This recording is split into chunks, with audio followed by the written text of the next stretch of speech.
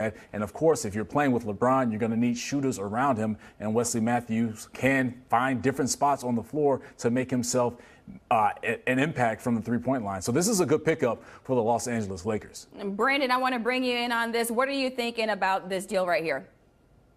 Yeah, I was just wanting to look at something here. I mean, it's interesting because it's going to impact both teams, right? You know, first with the Lakers, since we're there, they're looking for these sort of minimum level deals, and everything won't actually be a minimum, but these are like below mid-level players, discount players. They gave up one in Danny Green. They're going to make that cheaper. They get a really good player back in Dennis Schroeder for him. So where can they find the discounts? And there are guys that are going to be clamoring to get to LA.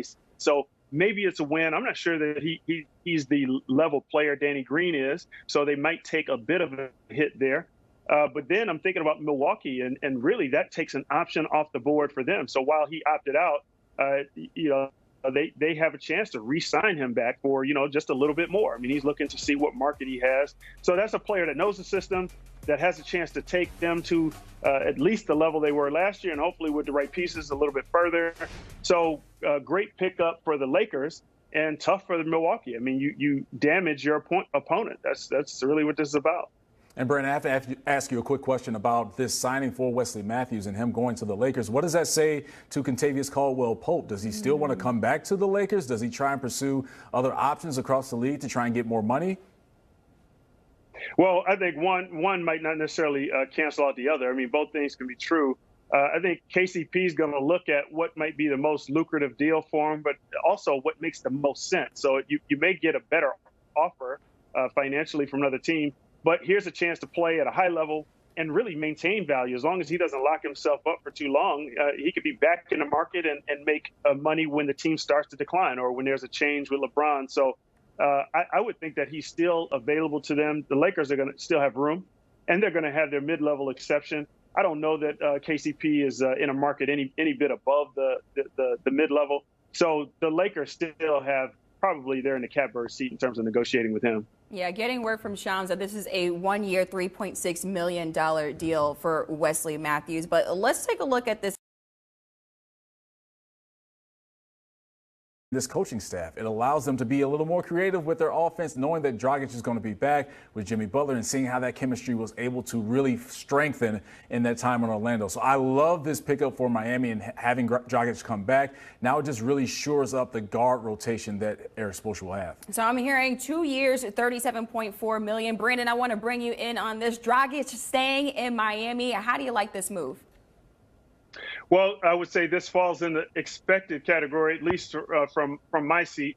They got so close. This is a time when you reward the guys that are really important to your run and then maybe kind of make some shifts around the edges. He was so critical. He could have been better and more impactful had he not suffered the injury.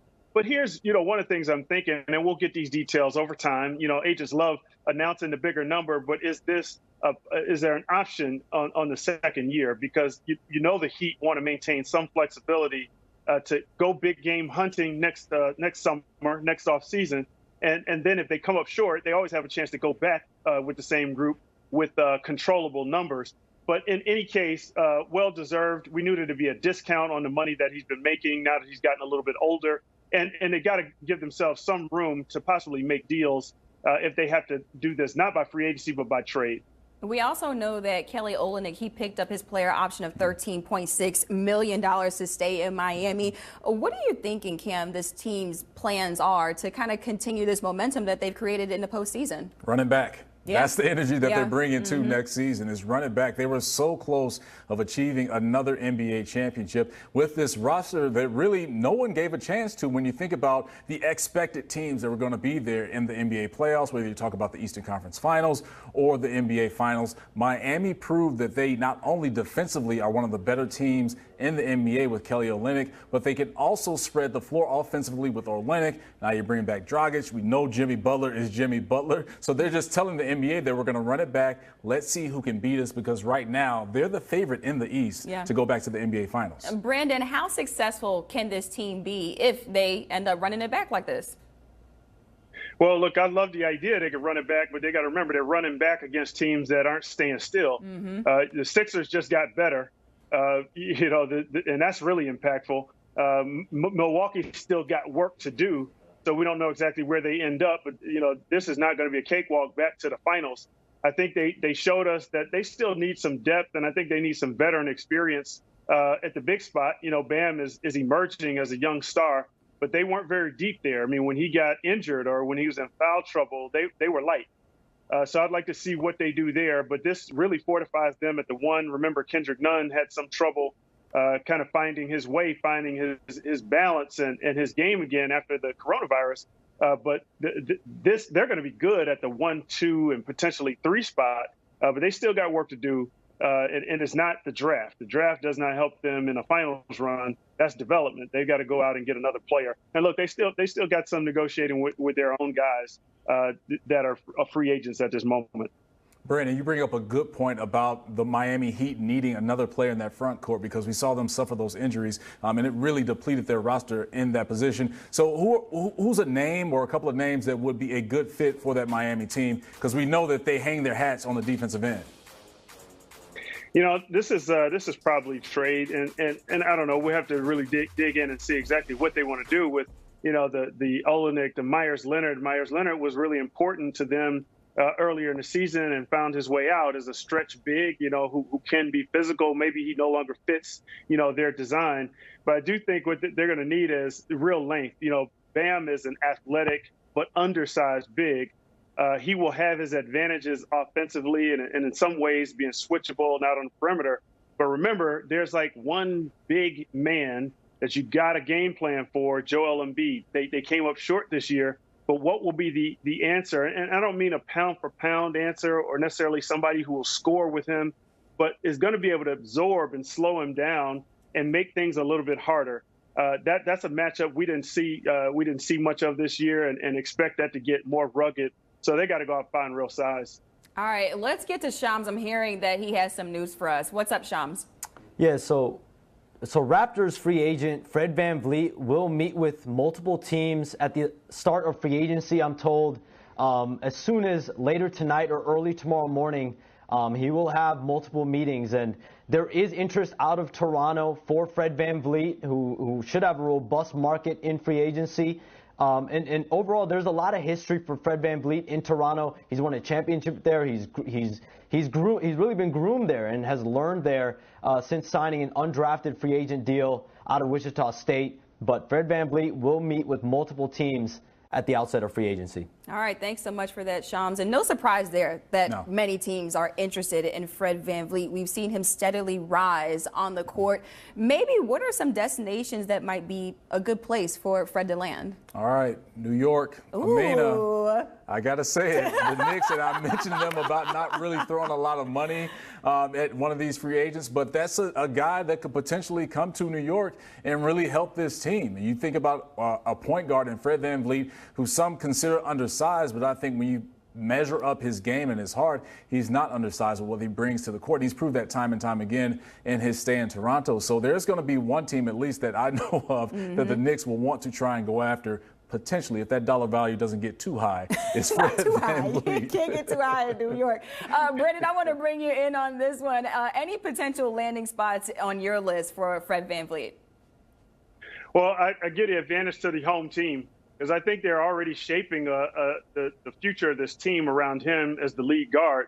But look, there's so many things that neither the team actually or the player can control at this moment. I mean, that's disruption. The fact that they're starting their season not in their home market, like I don't know if that, which way that cuts really, but it certainly doesn't make you more comfortable. I would expect that if it's not the home team, he's got to really look hard at New York. I think it'd be a great fit long term because he's playing alongside a guy that actually can handle the ball some, but shouldn't be the primary ball handler. They just had a nice pickup in the draft. So, I won't go too strong in making the case for New York. Sorry, Amina. But they are interesting if he can get away from a great culture built in Toronto. Yeah, we've really seen Fred VanVleet really play in the background for the last couple of years. And then, of course, you go to Toronto in 2019, you win an NBA title and obviously doing well inside of the bubble this past season. How would you describe, Cam, Fred's rise in the NBA? Wow, it's something that you got to admire, because this is a guy that we talked about this earlier with Gordon Hayward, who bet on himself by opting out of that $34 million deal. Fred VanVleet from day one bet on himself when it came to the draft and let teams know that, hey, I want to go undrafted and I'm going to prove myself and raise up my dollar value and bring some kind of production and really stability at the point guard position for Toronto. And you have to look at him as one of the main pieces why the Raptors were NBA champions. So Fred VanVleet has always been a guy from the Chicagoland area that was overlooked, didn't really get as much recognition as other names, and he took that as a chip on his shoulder and went out to prove that each level, whether it's high school, college at Wichita State, we saw them during that run, but also more importantly with the Toronto Raptors. So this is a guy that I think is ready for the bright lights in maybe New York. Look, don't get me excited. Cam, I'm not going to mess with you right now. Brandon, I want to bring it back to you. Like I said, we've seen what Fred VanVleet has been able to do in the NBA. How would you describe his career up until this point? Well, one of the points that Cam just made, I love, and he took actually, I remember talking to Jerry Stackhouse very early on in his career. He said, this kid that we picked up, he was in Toronto, he said, he's just tough-minded, and we got to value like the winning mentality, and that's something that stuck with me, and in particular in the way to evaluate players. You get away from sort of the metrics of how fast they are and how long they are and how high they jump, and think about, like, do they find ways to win? And that's what Fred has done. I mean, he did it at the D League level, the G League level. He did it as a winner, finding a way onto the roster, and then ultimately a champion. So you can't underestimate him. And I think he's done a great service to the way that we scout some of the smaller conferences and some of the kind of overlooked, what might typically overlook players coming through the draft. So.